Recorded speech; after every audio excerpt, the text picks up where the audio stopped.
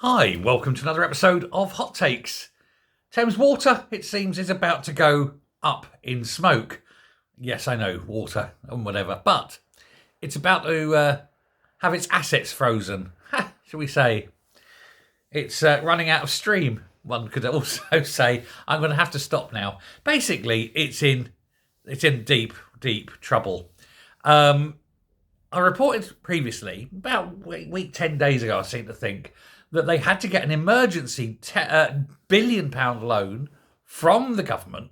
They're something like 11 billion in the hole or something. They're massively in debt. You wonder how they could be that much in debt, but they are. They are being run by a bunch of idiots who don't know what they're doing. They're the biggest leakers of water in the country. They're one of the biggest effluent leakers, putting human shit in the rivers and things. They're just terrible company. And they can't make money out of water because they just don't maintain the system. So they've got this massive debt problem. So they borrowed another £1 billion from the government because if they hadn't got that billion to pay some emergency debts, effectively, they were about to be made bankrupt.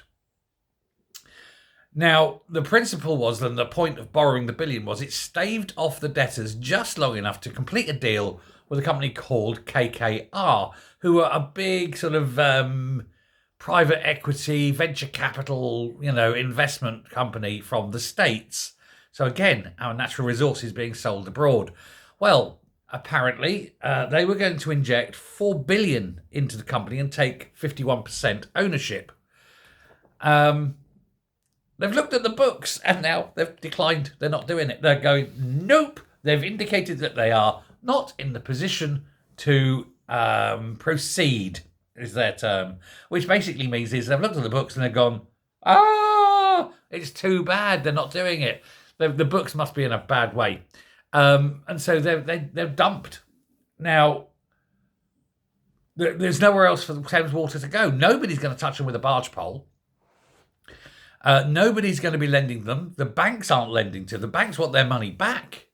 And the lender of last resort is the government, but they've already given them $1 billion on the hope that this deal would go through. The deal's not going through, so presumably the government will want their $1 billion back. In the meantime, what's going to happen?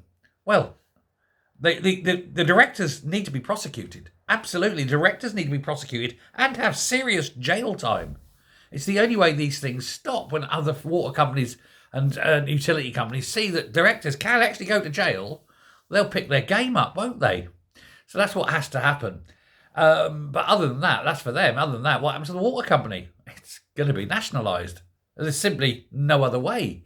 It's got to be nationalised because people still need water. It's going to be taxpayers forking out to fix this, quite literally bailing it out. Bailing it out.